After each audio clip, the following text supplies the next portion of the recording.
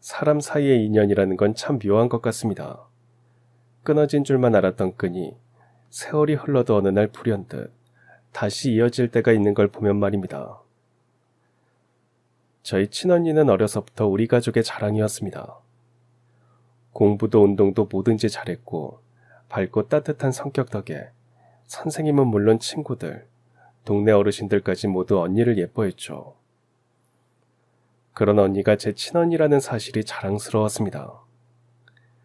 언니가 어른이 되고 나서는 모두를 언니가 어떤 남자를 만나 결혼할지가 화제였습니다. 제가 알기로는 잘생기고 능력 좋은 남자들이 줄줄이 고백을 했지만 언니는 모두 거절했었어요. 그래서 저 역시도 언니의 짝은 누가 될지 궁금하기만 했었죠. 그런데 언니의 마음은 이미 오래전부터 한 사람에게 가 있었습니다. 그 사람은 바로 어릴 때부터 같은 동네에서 함께 자란 오빠였어요. 어릴 적부터 서로를 아끼던 두 사람은 결국 연인이 되었고 마침내 많은 이들의 축복 속에 결혼에 골인했습니다. 과묵하지만 속 깊고 다정한 형부, 그리고 사랑스러운 언니, 누가 봐도 잘 어울리는 한 쌍이었죠. 하지만 그 행복은 오래가지 못했습니다. 결혼한 지 1년이 조금 넘었을 무렵 야근을 마치고 돌아오던 언니가 갑작스러운 교통사고를 당하고 말았습니다. 그 사고로 언니는 식물인간이 되었습니다. 그건 우리 가족에게도 큰 충격이었지만 형부에게는 그야말로 하늘이 무너지는 일이었습니다. 형부는 그 뒤로 자기 몸은 돌보지 않은 채 언니 곁에서 꼬박 2년 동안 병수발을 했습니다. 형부, 오늘은 제가 있을 테니까 들어가서 쉬세요. 이러다가 형부도 쓰러지겠어요. 처제 걱정해줘서 고마워. 근데 나는 괜찮아. 오히려 이게 더 편해. 그리고 이 사람 옆에는 내가 있어야지. 처제는 장인 장모님 신경 써줘. 옆에서 보고만 있는 저 역시 형부가 안타까웠고 제발 이런 정성을 봐서라도 언니가 정신이라도 돌아왔으면 했습니다. 하지만 언니의 상태는 심각해져만 갔어요. 2년 후 언니는 결국 사랑하는 가족들의 곁을 떠나고 말았습니다. 장례식을 치른 뒤 엄마는 혼자 있을 형부가 걱정이 됐어요. 그래서 저와 함께 형부의 집으로 향했습니다. 밖에서 초인종을 아무리 눌러도 안에서는 어떤 인기척도 느낄 수 없었어요. 혹시 언니를 많이 사랑하는 형부가 안 좋은 생각이라도 했을까봐 문을 두드렸습니다. 제가 손잡이를 돌려보자 의외로 문은 쉽게 열렸어요. 하지만 안에는 아무도 없었습니다. 형부는 그렇게 사라진 겁니다. 엄마는 어차피 언니 없으면 우리 가족도 아닌데 떠나는 게 맞다며 말씀하셨지만 그 얼굴에는 서운함과 걱정이 스쳐 지나갔습니다. 그리고 5년이 흘렀고 다시 언니의 기일을 앞둔 날 아침, 누군가의 전화를 받은 엄마의 얼굴이 창백해졌어요. 저는 깜짝 놀라 엄마에게 대체 누가 전화했느냐고 물었습니다. 그러자 엄마는 세상에, 네 형부가 말이다. 엄마는 말도 다 마치지 못하고 그대로 쓰러지고 말았습니다. 그날 아침 저희 가족의 멈춰있던 시간이 다시 움직이기 시작했습니다. 오늘은 사람의 인연이 얼마나 큰 힘을 가지고 있는지, 그리고 우리 가족에게 일어난 기적 같은 일을 들려드리려고 합니다. 뒤돌아보면 제 어린 시절은 참 단순했습니다. 저희 집은 부모님이 운영하시던 작은 인쇄소 덕분에 먹고 사는 걱정은 없었어요. 큰 부자도 아니었지만 부족하지도 않은, 흔히 말하는 안정된 집안이라 부족함 없이 자랐습니다. 이런 저에게도 4살 차이가 나는 언니가 있었어요. 제가 어렸을 때는 엄마께서도 인쇄소에 나가는 날이 자주 있었기에 어릴 때부터 언니는 저를 키우다시피 했습니다. 엄마 대신 저를 씻기고 먹이고 했죠. 은지야, 오늘 엄마랑 아빠 늦게 들어오신다고 했으니까 우리끼리 먼저 밥 먹자. 그리고 언니가 네 숙제 봐줄게. 저는 그런 시간들이 좋았습니다. 식탁에 앉아서 밥을 먹은 뒤에 같이 숙제를 하다가 모르는 게 나오면 언니에게 물어보고 나던 그런 시간들이 행복했어요. 똑똑한 데다 착하고 친절한 언니는 저희 가족 모두의 자랑이었습니다. 동네 사람들이 엄마가 지나갈 때면 입을 모아 엄마에게 언니 칭찬을 했어요. 한 번은 제 손을 잡고 같이 시장에 갔는데 과일 가게 아주머니가 엄마를 보며 말했습니다. 은희 엄마 왔어? 근데 오늘은 왜 둘째만 데리고 나왔어? 첫째는? 은희는 학원 갔어요. 걔도 맨날 동생만 돌보고 있을 순 없죠. 아직 어리잖아요. 학원 가서 친구들이랑도 놀고 해야지. 은희 엄마는 좋겠어. 은희가 이렇게 예쁜데 공부도 잘하고 동생도 잘 돌보잖아. 든든한 장녀 덕에 걱정이 없겠어. 그러게요. 제가 신경도 잘 못 써주는데 지들이 알아서 크는 거 보면 기특하고 미안하고 그래요. 제가 초등학교에 들어갔을 때도 저는 이름 대신 은희 동생이라고 불리곤 했어요. 그만큼 언니는 학교에서도 모든 선생님과 친구들에게 인기 있는 사람이었습니다. 그리고 저 역시도 이런 사람이 제 친언니라는 사실이 항상 자랑스럽고 뿌듯했어요. 언니에게는 아주 어릴 때부터 남다르게 아껴온 친구가 한 명 있었습니다. 같은 동네에 살던 준호 오빠였는데요. 언니 또래 친구들이 조금은 거리를 두던 아이였어요. 준호 오빠는 좀 조용하고 또래에 비해 말수도 적었거든요. 나중에 알게 된 사실이지만 오빠의 집안 사정은 참 안타까웠습니다. 부모님이 이혼한 뒤 오빠는 아버지와 단둘이 살고 있었어요. 어머니는 아버지와 헤어진 뒤 아이 연락이 끊겨 어디로 갔는지 어떻게 살고 있는지 알 수 없다는 얘기가 온 동네에 퍼져 있었습니다. 동네 아주머니들에게 준호 오빠네 집안 사정은 입에 올리기 좋은 가십거리였어요. 오빠가 밖에서 놀고 있으면 다들 오빠를 보면서 쑥덕거리곤 했어요. 준호네 엄마는 진짜 이혼하고 나서 아무런 소식이 없대? 그렇다네. 아무리 준호 아빠랑 헤어졌다고 해도 그렇지. 어떻게 지 자식을 떼놓고 살 수가 있어. 나라면 절대 못하지. 그러고 보면 준호 엄마가 참 독해. 애만 딱하지 딱해. 아휴. 준호 오빠는 아무 말도 하지 못한 채 동네 사람들의 수군거림을 혼자 감당하고 있었습니다. 그리고 오빠의 아버지가 일 때문에 신경을 써주지 못해서 아무래도 엄마가 있는 집의 아이들과 준호 오빠는 겉모습부터 달랐어요. 옷소매 끝은 항상 새까맸고 깨끗하게 씻지 못하기도 했고 밥은 늘 라면으로 때우는 것 같았죠. 그리고 부모님의 이혼이 소문이 나서 그랬는지 준호 오빠는 또래 친구들과도 잘 어울리지 못했습니다. 동네 애들 사이에서도 혼자였던 준호 오빠에게 언니는 처음 생긴 친구였어요.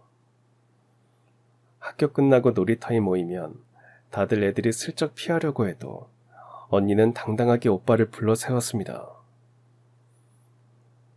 준호야, 이리 와서 우리랑 같이 놀자.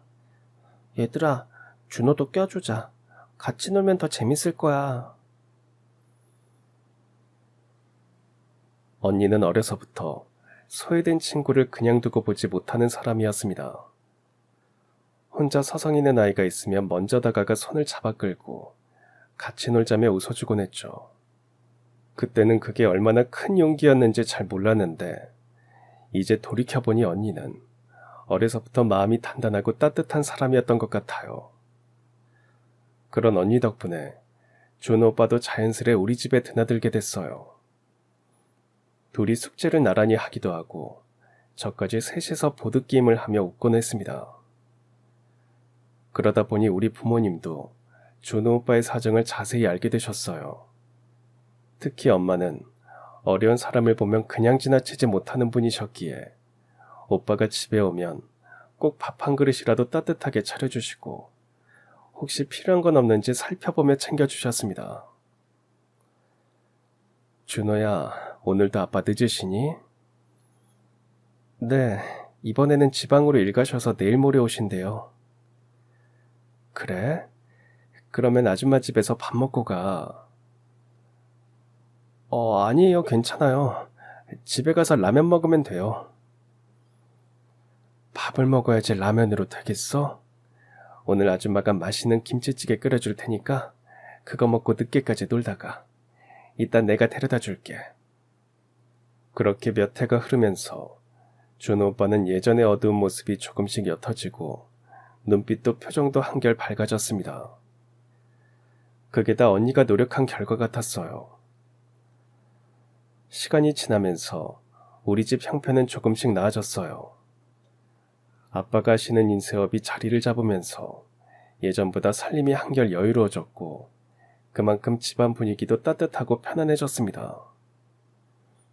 그 사이 언니와 준호 오빠는 어느덧 성인이 되었고 여전히 둘도 없는 친구로 함께였습니다. 언니는 열심히 공부한 끝에 서울에서도 손꼽히는 명문대학교에 진학했고 오빠 역시 언니만큼은 아니더라도 노력 끝에 좋은 학교에 입학했어요. 학교는 달라졌지만 두 사람은 자주 연락을 주고받았고 주말이면 만나서 예전처럼 함께 웃고 떠들곤 했습니다. 언니는 시간이 갈수록 더 예뻐지고 단정해졌고 준호 오빠도 어릴 적에 왜소했던 모습이 믿기지 않을 만큼 훤칠하고 건장한 청년으로 변해 있었습니다. 그러던 어느 날이었어요. 언니가 제 방으로 살짝 들어오더니 머뭇거리며 조심스레 물었습니다. 은주야, 너도 내년에 고등학교 들어가는데 공부 봐줄 사람 필요하지 않아? 과외? 나 학교도 다니고 있고 모르는 거 있으면 언니한테 물어보면 되잖아. 그래도 가까이서 공부 봐주는 사람 있으면 좋아. 나는 가족이라서 좀 그렇고 준호 어때? 준호도 공부 잘하잖아. 갑자기 준호 오빠한테 과외를 받아보라는 언니의 생각이 궁금했습니다. 언니는 이런 제 표정을 읽었는지 곧 그 이유를 알려줬죠. 너도 알잖아. 준호 집안 사정이 안 좋은 거. 요즘 보니까 아버지한테 용돈 받는 거 미안하다고 여기저기 알바하는 것 같아서 안쓰럽더라. 그래서 말인데 은주 너만 괜찮으면 준호한테 수학 가입하는 거 어떨까 싶어서. 성적 올리는데도 도움이 되고 준호도 안정적으로 알바비 벌 수 있고 서로 좋은 거잖아. 언니는 친구로서 준호 오빠가 돈을 벌겠다고 험한 일을 하는 게 안타깝다고 했습니다. 그 말을 듣고 보니 언니 말대로 하면 서로에게 좋을 것 같았어요. 성격상 힘든 티를 잘 안 내는 사람이었는데 학교 끝나고 밤늦게까지 일한다고 생각하니 저도 마음이 불편해졌거든요. 듣고 보니 정말 괜찮은 생각 같았습니다. 저도 수학이 제일 어려웠거든요. 그래서 바로 알겠다고 했고 그 다음 주부터 준호 오빠가 제 과외 선생님이 되었습니다. 오빠는 생각보다도 훨씬 꼼꼼하게 가르쳐줬어요. 처음엔 어색했는데 시간이 지나면서 자연스럽게 웃고 떠드는 시간이 많아졌어요. 그 덕에 수학 성적도 꽤 올랐습니다. 그렇게 1년 남짓 매주 2번씩 오빠에게 수학을 배우던 어느 날이었습니다. 과외가 끝나고 문제집을 덮던 오빠가 말했어요. 은주야, 아마 다음 주가 오빠랑 공부하는 마지막이 될 거야. 오빠 군대 가거든. 정말? 우리 언니도 알아요? 아직 제대로 얘긴 안 했는데 이제 말해야지. 은희한테는 어떻게 말해야 할지 모르겠다. 한숨 쉬며 그 말을 하는 오빠의 얼굴에는 왠지 모를 씁쓸함과 아쉬움이 가득했습니다. 준호 오빠의 입된 날, 저희 식구도 따라갔습니다. 특히 언니가 무척 아쉬워했어요. 밝기만 하던 언니였는데 그날은 출발하기 전부터 표정이 어두웠습니다. 훈련소 앞에서 마지막으로 인사할 때는 눈가가 촉촉해지기까지 했죠. 그때 저는 언니가 이해되지 않았습니다. 친한 친구가 군대 가는 게 저렇게 슬플 일인가 싶었고, 언니의 그 표정 속에 다른 마음이 숨어 있다는 걸 전혀 눈치채지 못했습니다. 그렇게 시간이 흘러 준호 오빠가 입대한 지 1년쯤 되었을 겁니다. 그날은 학원 일정이 갑자기 취소돼서 평소보다 훨씬 이른 시간에 집으로 향하고 있었어요. 집 근처 사거리를 지나던 중 큰 카페 유리창 너머로 익숙한 얼굴이 보였습니다. 언니였어요. 언니는 창가 자리에 앉아 있었고 그 앞에는 군복 차림의 남자가 앉아 있었습니다. 자세히 보니 바로 준호 오빠였어요. 휴가를 나온 것 같았죠. 둘은 카페 안에서 서로만 바라보며 웃고 있었고 언니의 표정은 제가 평생 봤던 모습과는 확실히 달랐습니다. 세상에 아무도 없고 오직 둘만 있는 것처럼 편안하고 다정하고 행복해 보였어요. 그 순간 저는 직감적으로 알았습니다. 두 사람이 그냥 친구가 아니라는 걸요. 그날 집에 돌아온 언니를 보자마자 저는 참지 못하고 장난스레 말했습니다. 언니, 사거리 카페에서 언니랑 준호 오빠랑 있는 거 다 봤다? 둘이 사귀는 거 맞지? 언제부터 만났던 거야? 설마 그때 나한테 과외 시켜준 것도 남자친구라서 그런 거였어? 언니는 한동안 말이 없다가 잠시 숨을 고르고 나서 조용히 웃으며 말했습니다. 그래, 나랑 준호 사귀는 거 맞아. 근데 정식으로 사귄 지는 아직 얼마 안 됐어.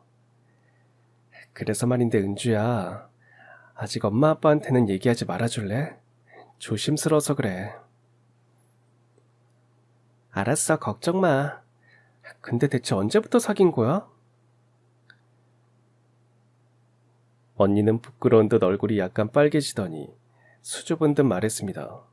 서로 좋아한 지는 꽤 됐는데 괜히 고백했다가 친구 사이마저 깨질까봐 둘 다 고백도 못하고 있었어. 그러다가 준호가 군대 가기 얼마 전에 고백을 하더라고. 그래서 이렇게 된 거야. 그때서야 저는 모든 게 이해됐습니다. 어릴 때부터 언니가 유독 오빠를 챙겼던 이유도, 입대 날 그렇게 아쉬워했던 이유도 말이죠. 근데 사실 저는 놀랍지도 않았습니다. 준호 오빠는 어릴 때부터 언니를 진심으로 아껴왔고 언니 역시 그 마음을 모를 리 없었으니까요. 이런 두 사람이 친구에서 연인이 되는 건 어쩌면 당연한 흐름이었던 것 같아요. 연인이 된 뒤로도 두 사람은 서두르지 않았습니다. 언니는 준호 오빠의 제대를 기다렸고 각자 학업을 마치고 사회에 나와서도 묵묵히 자기 자리를 잡으면서 조금씩 서로의 삶을 더 단단히 만들어갔습니다. 그리고 언니는 20대 후반이 되었을 무렵 조심스럽게 부모님께 말했습니다. 엄마 아빠, 저 결혼하고 싶은 사람이 생겼어요. 두 분도 잘하는 사람이에요. 준호예요. 부모님은 순간 아무 말도 못하셨습니다. 언니가 만나는 사람이 있다는 건 이미 알고 계셨지만 그 주인공이 준호 오빠라는 건 모르셨거든요. 어릴 때부터 잘하는 아이였으니 사람 자체를 못 믿는 건 아니었어요. 다만 부모 마음이라는 게 그렇잖아요. 결혼이라는 게 단순히 두 사람만의 일이 아니다 보니 아마 속으로는 이런 생각을 하셨던 것 같아요. 가장 놀란 건 아빠였습니다. 은희야, 준호 좋은 애지. 우리도 잘 알고 있다. 근데 부모 마음이라는 게 그래. 이왕이면 부모 두 분 다 살아계신 집으로 시집 보내서 우리 딸이 시부모님 사랑도 받으며 살았으면 하거든. 두 분이 무슨 걱정을 하시는지 잘 알고 있어요. 다 저를 위하는 마음에서 그런 걱정도 하시는 거고요. 근데 아시잖아요, 아빠. 준호 얼마나 성실하고 바르고 다정한 사람인지요. 엄마 아빠, 저 준호랑 같이 산다면 정말 행복할 것 같아요. 언니가 이렇게까지 말했는데도 부모님은 쉽게 허락해주지 않으셨어요. 막상 딸을 시집 보내는 부모 입장에서 보면 준호 오빠가 사이될 사람으로 보기에는 여러모로 부족해 보였던 거죠. 아빠께서는 계속해서 완곡하게 반대하셨습니다. 은희야, 지금은 좋은 감정에 빠져서 그렇지 결혼은 현실이다. 하지만 언니와 준호 오빠는 쉽게 헤어질 사이가 아니었어요. 이미 오래전부터 두 사람 사이는 아주 끈끈하게 이어져 있었고 서로가 아니라면 안 될 정도로 깊어진 상태였습니다. 준호 오빠는 거의 매일같이 저희 집에 찾아왔습니다. 언니가 없던 때도요. 퇴근하면 아빠가 일하는 공장에 가서 잔심부름을 하면서 묵묵히 손발을 보탰고요. 아빠에게 고개를 숙이며 진심을 전하기도 했습니다. 아버님, 은희를 정말 사랑합니다. 제가 은희에 비하면 많이 모자라지만 그래도 평생 책임지고 사랑하고 아껴주면서 살 자신 있습니다. 그런 오빠의 말과 행동에서 언니를 사랑하는 마음이 진심이라는 게 느껴졌어요. 그래서 저도 그때부터는 언니 편에 서서 부모님을 설득했습니다. 어릴 적부터 한결같이 성실했던 오빠였고 무엇보다 언니를 누구보다 소중하게 여기는 사람이었으니까요. 그리고 엄마 역시 마음을 여셨습니다. 그리고는 아빠를 직접 설득하셨어요. 은희 아빠, 애들 둘이 저렇게 좋다는데 이제 그만 허락해 줍시다. 당신 준호 많이 좋아했잖아요. 은희 가슴에 대못 받고 나중에 후회할 일 하지 말자고요. 결국 엄마까지 언니의 편에 서자 아빠도 곧 생각을 바꾸셨어요. 그리고 언니에게 말했습니다. 은희야, 내일 준호 집으로 데려와라. 그 말은 곧 결혼 허락이나 다름없었습니다. 다음날 저희 가족과 준호 오빠는 함께 저녁 식사를 했고 아빠는 말씀하셨어요. 준호야, 살다 보면 어려움도 많을 거야. 하지만 서로 끝까지 의지하면서 잘 살아라. 우리 첫째 예쁜 은희 많이 아껴주렴. 나는 그거면 된다. 아버지, 어머니, 감사합니다. 약속드릴게요.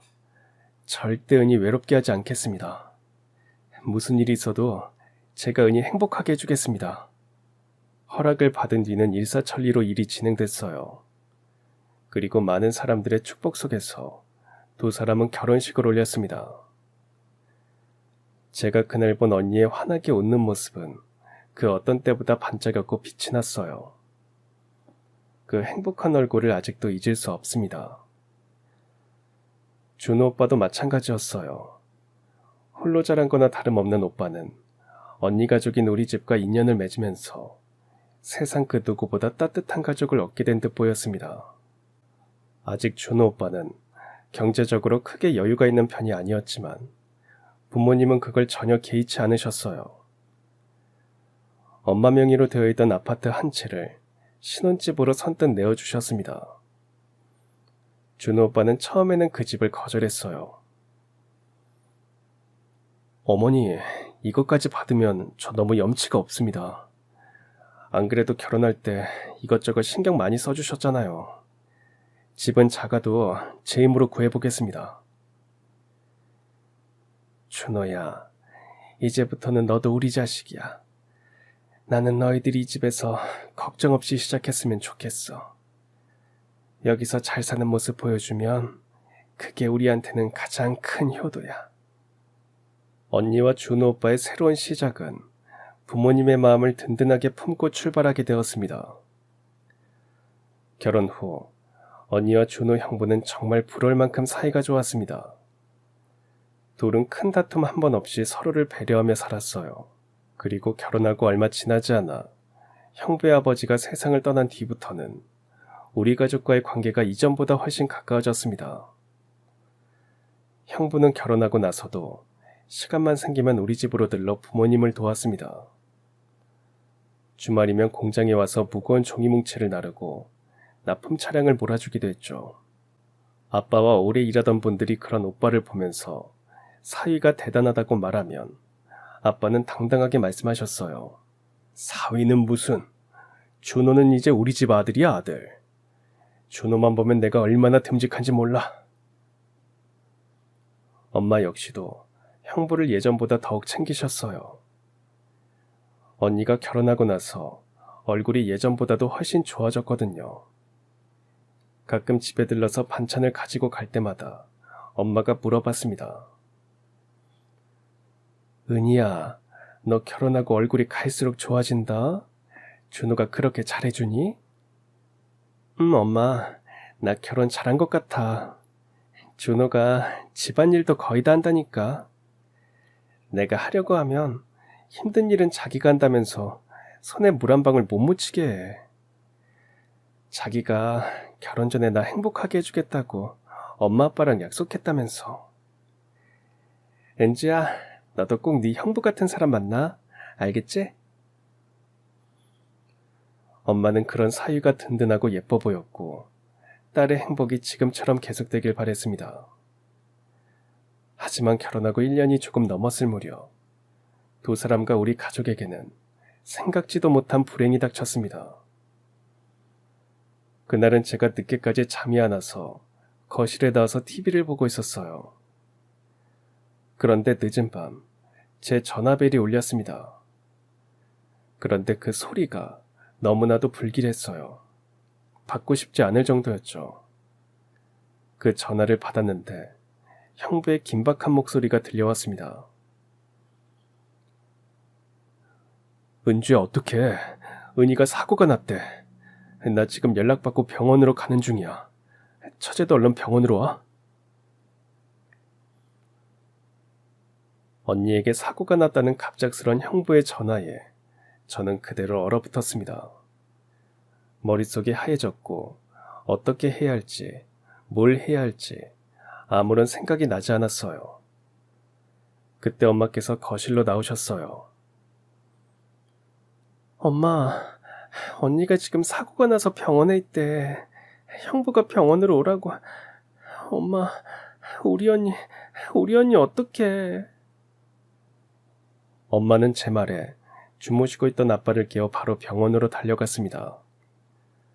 언니는 수술실에 들어가 있었고 그 앞에서 핏기 하나 없는 얼굴로 불안함에 떨고 있는 형부가 보였습니다. 형부, 이게 다 무슨 일이에요? 언니가 왜, 대체 무슨 일이에요? 은희가 야근하고 돌아오는 길이었어. 근데 졸음운전을 하던 화물 트럭이 차선을 넘어서 은희가 타고 있던 차를 덮쳤대. 형부의 말에 엄마는 그 자리에서 쓰러지셨고 아빠 역시 큰 충격을 받았습니다. 저도 마찬가지였어요.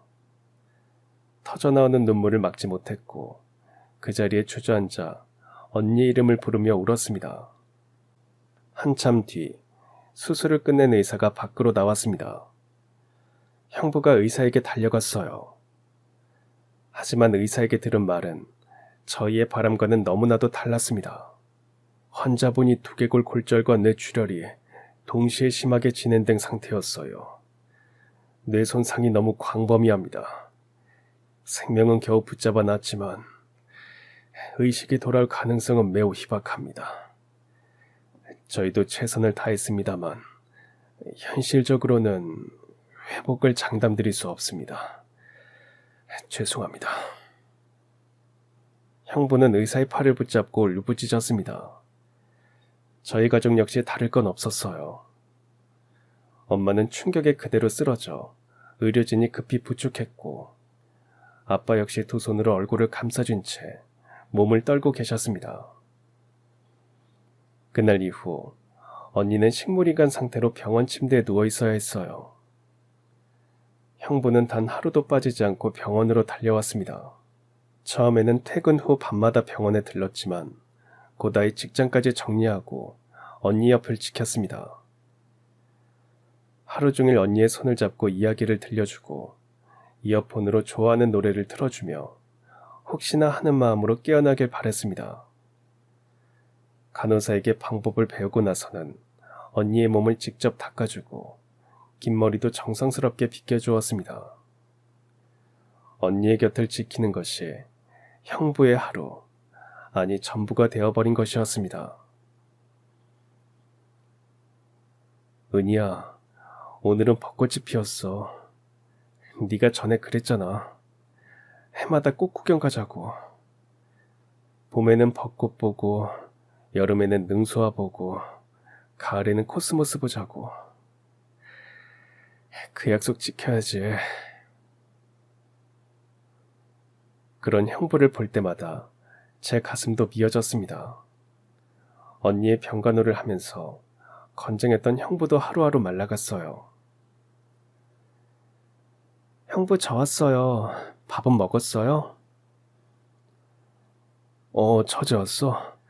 아까 대충 먹었어. 처제, 이리 와서 언니한테 인사해. 형부는 정말 끊임없이 언니에게 말을 걸었습니다. 은희야, 처제가 얼마 전부터 장인 장모님 일 도와드리고 있어. 잘 됐지? 은희 네가 처제 엄청 예뻐했잖아. 동생 왔는데 계속 누워있을 거야? 형부, 엄마가 형부 먹으라고 도시락 싸줬는데 이것 좀 드세요. 거기 둬. 이따 알아서 먹을게. 형부, 요즘 거울 봤어요? 형부 얼굴 반쪽이 됐어요. 형부가 건강해야 언니 병간호도 할 거 아니에요. 오늘은 꼭 내가 보는 앞에서 이거 다 먹어요. 처제, 내가 어떻게 밥을 먹겠어. 은희는 지금 이렇게 누워있는데. 그날 말이야, 사고 나던 날. 내가 데리러만 갔어도 은희 이렇게 안 됐을지도 몰라. 그게 어떻게 형부 잘못이에요. 졸음운전한 그놈 잘못이지. 아니야. 은희가 괜찮다고 해도 내가 끝까지 데리러 갔어야 했는데. 그러면 지금 은희는 멀쩡하게 있을지도 모르잖아. 다 내 탓이야, 내 탓. 그런데 내가 어떻게 밥을 먹고 잠을 자고 살겠어. 형부는 지극정성으로 언니의 옆을 지켰습니다. 2년간 한시도 그 옆을 떠난 적이 없었어요. 그런데 우리 가족이 바라던 기적은 끝내 일어나지 않았습니다. 언니는 긴 잠에서 한 번도 깨어나지 못한 채 조용히 세상을 떠나고 말았습니다. 언니의 장례식은 가족끼리만 치렀습니다. 조용한 장례식장 안에는 형부의 울음소리만 가득했어요. 언니의 영정사진 앞에 주저앉아 오열하는 그 모습을 보는 것만으로도 마음이 무너졌어요. 형부뿐만 아니었습니다. 엄마와 아버지, 그리고 저 역시도 사랑했던 언니를 보내야 한다는 슬픔에 온몸의 수분이 빠져나가는 듯 눈물을 쏟아냈습니다. 언니를 보내는 날은 하늘에서도 많은 비가 쏟아졌어요. 장례가 끝난 지 일주일쯤 되었을 때였습니다. 우리 가족도 힘들었지만 장례식 내내 눈이 퉁퉁 붓도록 울던 형부가 더 걱정이 됐습니다. 혹시나 혼자 두면 무슨 일이 생기지 않을까 싶어 엄마와 함께 형부 혼자 있을 신혼집으로 찾아갔습니다. 그런데 초인종을 눌러도 문을 두드려도 안에서는 아무런 대답이 없었어요. 네 형부 혹시 나쁜 생각한 건 아니겠지? 은주야, 너 얼른 가서 경비원 불러와라 얼른. 불안한 마음에 저는 경비원에게 사정을 말한 뒤 문을 열고 집 안으로 들어갔습니다. 그런데 그 안은 언니가 살아있을 때와는 전혀 다른 느낌이었어요. 그 전에 따뜻함이 가득했다면 지금은 사람 사는 흔적이 전혀 남아있지 않을 만큼 깨끗하게 정리되어 있었죠. 은주야, 이게 다 어떻게 된 거니? 집이 왜 이렇게 깨끗해? 너희 형부 대체 어디 간 거야? 저는 집안 여기저기 둘러보다가 식탁 위에 놓인 봉투를 발견했습니다. 그 안에는 형부가 남긴 편지 한 장이 들어있었어요. 그동안 너무 감사했습니다. 더는 장인 장모님에게 짐이 되고 싶지 않아요. 죄송합니다. 건강하게 사세요. 딱 그것뿐이었습니다. 연락처도 어디로 간다는 말도 없었죠. 편지를 확인한 뒤 온몸에 힘이 빠졌습니다. 형부를 믿었기에 배신당한 것 같은 서운함이 몰려왔어요.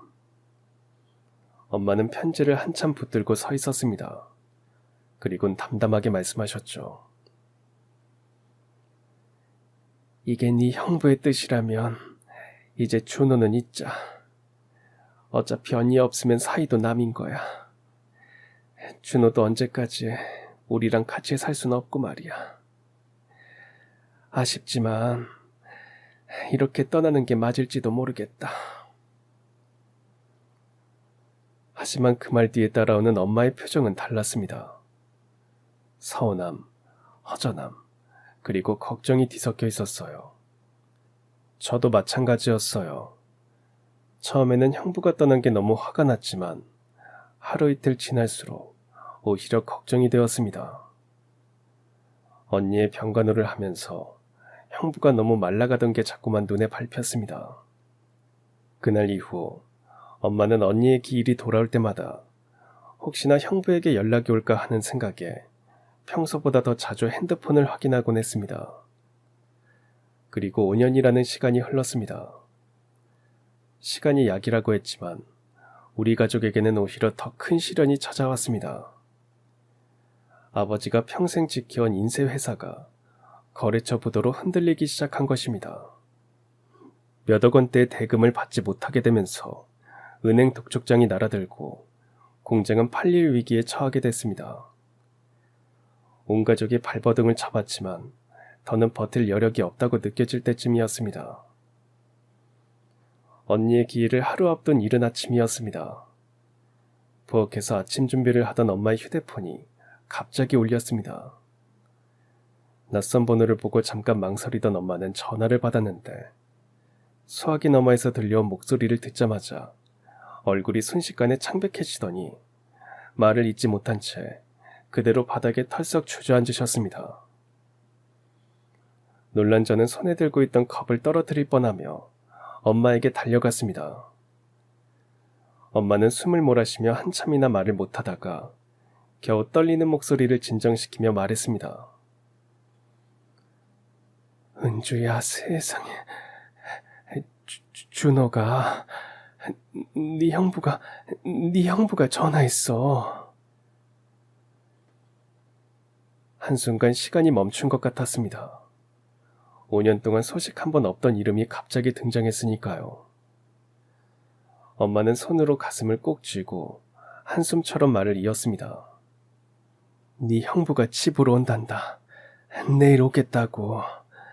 언니 기일에 맞춰서 오겠다고 한다. 그 말을 듣는 순간 제 심장도 같이 얼어붙는 것 같았습니다. 다음 날 형부는 아침 일찍 저희 집으로 찾아왔습니다. 5년 사이 건장했던 형부는 몰라보게 수척해져 있었어요. 얼굴도 많이 까칠했죠. 엄마는 그런 형부를 보자마자 달려가 끌어안았습니다. 그리고는 떨리는 손으로 형부의 얼굴을 쓰다듬었습니다. 준호야, 너 그동안 어떻게 산 거야? 어? 왜 한 번도 연락을 안 했어? 내가 네 걱정을 얼마나 했는데. 아니다. 이제라도 이렇게 왔으니 됐어. 근데 너 몸이 왜 이래? 어디 아픈 거니? 이러지 말고 일단 안으로 들어가자. 들어가서 얘기하자. 저 역시 형부의 모습을 보니 서운함보다는 반가움과 걱정이 앞섰습니다.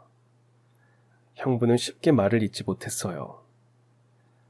대체 그간 어디서 지냈는지, 왜 갑자기 그렇게 사라져버렸는지 궁금한 게 한가득이었습니다. 형부, 사람이 어떻게 그래요? 어떻게 몇 줄만 그렇게 남기고 사라질 수 있냐고요. 엄마 아빠랑 내가 얼마나 걱정했는 줄 알아요? 나는 형부가 어디서 나쁜 마음이라도 먹었을까봐 얼마나, 얼마나 무서웠는데. 처제, 내가 미안해. 장인 장모님께도 정말 죄송합니다. 형부는 부모님 앞에 무릎을 꿇었고 그 말을 하면서 어린아이처럼 울음을 쏟아냈습니다. 그 모습을 보고 엄마와 저 역시도 눈물을 훔쳤고 아빠는 말없이 형부의 등을 쓸어주셨습니다. 잠시 후 진정이 된 형부가 드디어 5년 동안의 이야기를 조용히 꺼내놓았습니다. 은희가 그렇게 떠나고 세상이 무너져 내렸어요. 뭘 어떻게 해야 할지 몰랐습니다.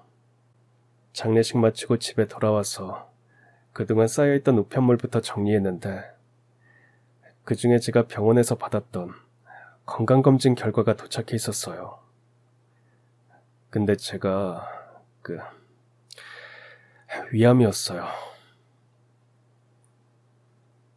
깜짝 놀랐습니다. 그러고 보니 형부가 언니를 간호하던 그 시절의 형부 모습이 머릿속을 스쳤습니다.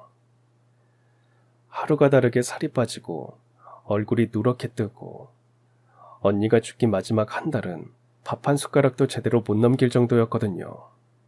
그때 몸이 너무 안 좋았는데 제 모습을 본 병원 간호사가 혹시 모르니 검사 한번 받아보라고 했었거든요. 건강이 안 좋아진 것 같기는 했지만 설마 제가 암일 줄은 몰랐어요. 결과지 보고 그때는 그냥 다 포기하고 싶었어요. 은희 떠난 지 얼마 안 됐는데 저까지 암에 걸렸다고 하면 장인, 장모님, 그리고 처제 다들 무너져 내릴 것 같았거든요. 또 한 번 그런 큰 고통을 주고 싶지 않았어요. 형부, 왜 말을 안 했어요? 형부 아프다고 하면 우리가 외면할 것 같았어요? 엄마랑 아빠가 그리고 내가 그럴 사람으로 보였냐고요. 왜 혼자... 그래서 그랬어. 처제도 장인 장모님도 나를 위해서 애써주실 것 같아서 그랬어. 은희도 내가 끝까지 못 지켜냈는데 내가 짐이 되면 안 되잖아. 조용히 몰래 떠나서 혼자 지내는 게 맞다고 생각했어. 그래서 떠난 거야. 말을 마친 형부는 마치 5년 전 그날로 돌아간 사람처럼 두 손으로 얼굴을 감싸쥐고 어깨를 떨었습니다.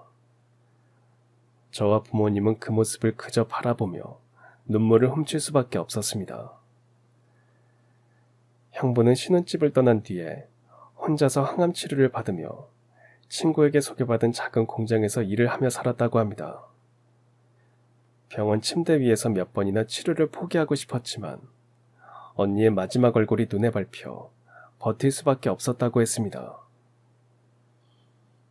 5년을 치료한 끝에 드디어 몇 달 전 힘겨운 항암 치료를 이겨내고 완치 판정을 받은 뒤에야 비로소 우리 집에 돌아올 용기를 낼 수 있었다고 했죠. 형부, 그럼 이제 정말 다 나은 거예요?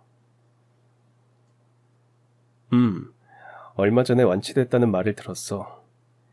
그래서 이제는 내가 처가의 짐이 되지 않을 것 같아서 찾아온 거야. 이제 나도 은희 길에 함께하고 싶어. 형부의 이야기를 다 듣고 나니 그동안 쌓여왔던 서운함이 눈 녹듯 사라졌습니다. 언니가 죽고 나서 바로 떠나버릴 정도로 돌변했던 게 아니라 사실은 암에 걸린 자신이 짐이 되기 싫은 마음에 떠난 거였죠. 우리 가족은 서로 한참 동안 아무 말 없이 손만 꼭 잡고 있었습니다. 형부의 얼굴을 천천히 들여다보는데 그 얼굴에 5년 동안의 고통이 고스란히 새겨져 있었습니다. 형부, 그렇게 힘든 걸 어떻게 혼자 다 감당했어요. 나는 그것도 모르고 언니 가고 난 뒤에 형부가 돌변했다고 오해했었어요. 미안해요, 형부. 아무것도 몰라서. 처제가 왜 미안해. 나라도 충분히 그런 생각했었을 거야. 이렇게 다시 볼 수 있게 된 것만으로도 나는 너무 좋아. 그날 저희는 5년 만에 다 같이 모여서 언니의 기일을 함께 했습니다. 언니의 빈자리는 여전히 크게 느껴졌지만 형부가 돌아온 것만으로도 집안에는 따뜻한 온기가 감돌았습니다. 저녁이 되자 형부는 이만 가보겠다면서 일어났습니다. 장모님, 이제 저 그만 가보겠습니다. 뭐? 간다고? 아, 오랜만에 왔는데 자고 가지. 잘 곳은 있어? 저희 집에 가보려고 하는데 은이랑 살았던 집이요. 오늘은 그 집에 한번 가보고 싶어요. 그 말을 들은 엄마의 표정이 순간 난처하게 굳었습니다. 엄마는 한참을 망설이다가 마침내 한숨 섞인 목소리로 대답했습니다. 준호야, 사실 그 집 팔려고 내놨다. 우리 사정이 요즘 너무 안 좋아서. 형부는 말을 잇지 못한 채 믿을 수 없다는 듯 엄마를 바라보았습니다. 그 집이 저한테는 은이랑 함께한 유일한 집인데 설마 저 미워서 그러신 건 아니죠? 아니야, 준호야. 절대 너한테 서운해서가 아니야. 우리 집안 사업이 예전 같지가 않아. 거래처가 연달아 부도가 나면서 공장 대금도 못 받게 됐거든. 그대로 두면 공장이 통째로 넘어가게 생겼어. 그래서 어떻게든 빚을 막아보려고 그 집이라도 팔아서 정리해보자는 생각이었어. 그래서 얼마 전에 부동산에 내놓은 거야. 형부는 한동안 아무 말 없이 서 있었습니다. 그 얼굴에 놀람과 복잡한 감정이 차례로 스쳤습니다. 잠시 고개를 떨군 채 깊은 숨을 고른 형부가 이윽고 입을 열었습니다. 장모님, 그 집이요. 제가 사겠습니다. 은희와의 추억이 고스란히 남아있는 집인데 다른 사람 손에 넘어가게 하고 싶지 않아요. 뭐? 준호, 네 마음은 알겠지만 네가 그렇게 큰 돈을 어디서 구하겠다는 거야. 그동안 치료받으면서 돈도 많이 썼을 텐데. 장모님, 돈 걱정은 안 하셔도 됩니다. 저 아팠을 때요, 친어머니가 찾아왔어요. 너희 어머니가? 아니, 대체 어떻게... 너 어머니랑 연락하고 지냈었니? 아니요. 저를 두고 떠났던 게 평생 마음에 걸렸대요. 그래서 재혼한 남편이 죽고 나서 저를 찾으려고 사람을 썼더라고요. 그러면서 제가 아프다는 것도 알게 된 거죠. 형부가 항암 치료를 시작한 지 2달쯤 됐을 때였습니다. 늘 그렇듯 치료를 마치고 녹초가 되어 병실 침대에 앉아 멍하니 창밖을 바라보고 있었죠. 그때 간호사가 들어와 면회온 사람이 있다며 얘기했습니다. 형부는 잠시 멈칫했습니다. 이 병실을 아는 사람은 아무도 없을 텐데 누가 찾아왔다고 하니 의아했습니다. 간호사의 뒤로 들어온 사람은 머리가 살짝 희끗희끗하지만 고급스런 느낌이 물씬 묻어나는 단정한 옷차림을 한 여자였습니다. 그녀를 보고 형부는 단번에 알 수 있었어요. 어릴 적 기억 속에서 이미 지워버린 이름, 다시는 만나지 않을 거라 생각했던 어머니였습니다. 어색한 침묵 끝에 여자가 먼저 입을 열었습니다. 준호야, 많이 놀랐지? 네가 이렇게 아픈 줄 이제 알았어. 너무 늦게 와서 미안하다. 형부는 자신 앞에서 울고 있는 여자를 말없이 바라봤습니다.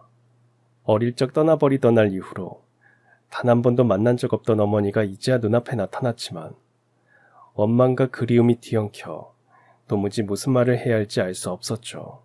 그날 이후 형부의 친어머니는 아픈 아들의 수술이 끝나고 회복될 때까지 계속 돌봐주고 완치될 때까지 병원비며 생활비까지 다 도와줬습니다.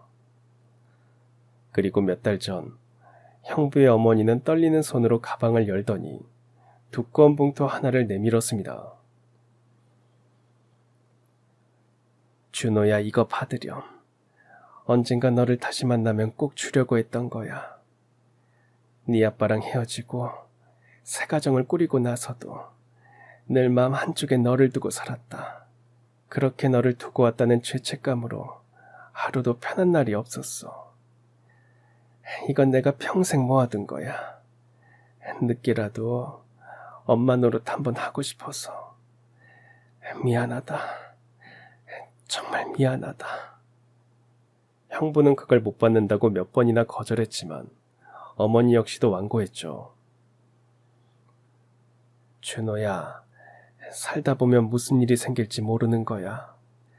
지금 당장은 네가 이게 필요 없다면 일단 받아만 주는 거라도 안 되겠니? 그래서 형부는 어머니 말대로 일단 받아두기로만 했다고 합니다. 저희 어머니가 재혼한 분이 꽤나 부자였던 모양이에요. 재혼한 남편이 죽고 재산이 생겼는데 저를 두고 떠났던 게 평생 마음에 걸렸다고. 그동안 모은 재산 중 일부를 제게 증여해줬습니다. 그걸 받아야 하나 말아야 하나 고민 많이 했었는데 그 돈으로 꼭 해야 하는 일이 생겼네요. 아내랑 살았던 집을 지키는 것, 그리고 아내가 사랑했던 가족을 지키는 거요. 형부의 눈빛은 결연했습니다. 형부의 제안에 처음에는 엄마도 아빠도 고개를 세차게 저으셨습니다. 준호야, 우리가 아무리 어려워도 그렇지 어떻게 너한테 그 집을 돈 받고 넘기겠니? 이건 아닌 것 같다. 그리고 너희 어머니께서 네 앞으로 남겨주신 재산이잖니. 하지만 형부는 단호했습니다. 장모님, 장인어른, 이건 제가 두 분에게 도움을 드리는 게 아니에요. 저한텐 그 집이 단순한 집이 아니잖아요. 은희랑 함께했던 시간이 고스란히 남아있는 유일한 곳이에요. 제가 사들여서 꼭 지키고 싶습니다. 그 집은 저한테도 마지막 남은 가족의 흔적이니까요. 그 뒤로 몇 번이나 안 된다는 부모님과 괜찮다는 형부의 신랑이가 오갔고 한참 동안 말이 없던 엄마는 결국 눈가를 훔쳤습니다. 공장이 당장 경매에 넘어가게 생긴 판국이었고 하루가 멀다 하고 은행에서 재촉이 쏟아지고 있던 때였거든요. 준호야, 네 말이 무슨 말인지 알겠다. 그래, 네가 정 그렇다면 더 이상 거절하는 것도 못할 일 같구나. 다음날 형부는 언니와 함께 살던 집을 사기로 계약했고 그 덕분에 부모님은 은행 빚을 모두 갚아 경매에 넘어갈 뻔했던 공장을 간신히 지킬 수 있었습니다. 한시름 놓은 부모님은 형부에게 연신 고맙다는 말을 전했습니다. 며칠 뒤 모든 절차가 끝나고 집 명의 이전이 완료된 날, 형부는 저를 다시 신혼집으로 불렀습니다. 텅 비어있던 거실에 앉아 잠시 숨을 고르던 형부가 뜻밖의 말을 꺼냈습니다. 처제, 사실 오늘 부른 이유가 있어. 이 집은 나한테도 너무 소중한 곳이지만 그렇기 때문에 결국엔 은희 가족이 간직하는 게 맞다는 생각이 들어. 저는 그 말이 무슨 뜻인지 몰라 형부를 바라보았습니다. 이 집 명의 처제 앞으로 옮겨두려고. 장모님이 우리 결혼할 때 선뜻 주신 집이잖아. 아무리 생각해도 여기는 원래 처가 식구들의 집이 맞아. 형부, 그건 안 돼요. 형부가 직접 돈 주고 산 건데 어떻게 그렇게 해요? 형부는 고개를 저으며 미소를 지었습니다. 처제 괜찮아. 이 집이 내 소유가 되는 것보다 우리 모두의 기억을 지키는 장소가 되는 게 더 중요할 것 같아. 그래야 나도 나중에 은희를 다시 만났을 때 얼굴 볼 면목이 있을 것 같아. 근데 처제, 대신 하나만 약속해줘. 앞으로도 이 집은 절대 팔지 말고 우리 은희가 행복하게 지냈던 이 집을 꼭 지켜주겠다고. 형부의 말에 저는 눈시울이 붉어졌습니다. 그리고 형부 역시 많은 감정이 들었는지 집을 천천히 둘러보더라고요. 저는 형부에게 말했습니다. 형부 고마워요. 약속할게요. 무슨 일이 있어도 이 집은 절대 팔지 않고 지켜내겠다고요. 언니가 어떤 그 모습이 사라지지 않게 할게요. 고마워, 처제. 그 약속이면 나는 충분해. 그날 이후 우리 가족과 형부는 다시 연락하며 지내고 있습니다. 엄마는 혼자 지내는 형부를 위해 각종 밑반찬을 만들어 가져다 주시기도 하고, 형부 역시 예전에 그랬던 것처럼 시간이 나면 집에 와서 우리와 함께 언니를 추억하곤 합니다. 그러다 보니 5년이라는 세월이 무색할 정도로 어느새 형부는 예전처럼 우리 가족 안에 자연스럽게 자리 잡았습니다. 언니의 빈자리는 여전히 큽니다. 식탁에 둘러앉아도 명절이 되어도 문득 언니 생각이 나서 목이 메일 때가 있거든요. 하지만 언니가 우리를 위해 마지막으로 남긴 선물도 바로 형부라는 생각이 듭니다. 형부와 같이 언니를 추억하고 나면 슬픔보다는 오히려 따뜻했던 시간들이 떠오르거든요. 그리고는 생각합니다. 짧은 시간이었지만 언니는 형부 같은 사람을 만나 참으로 행복하게 살다 간 것 같아요. 그래서인지 언니의 짧았던 인생이 이제는 더 이상 안쓰럽기만 하지 않아요. 그리고 부디 이제는 하늘에 있는 언니도 이 세상에 남은 형부도 더 이상 아프지 않고 각자의 자리에서 평안하게 웃으며 살아가길 진심으로 바라고 있습니다. 그럼 지금까지 사연 들어주셔서 감사합니다. 사연이 재밌으셨다면 구독과 좋아요 부탁드려요. 감사합니다. 안녕히 계세요.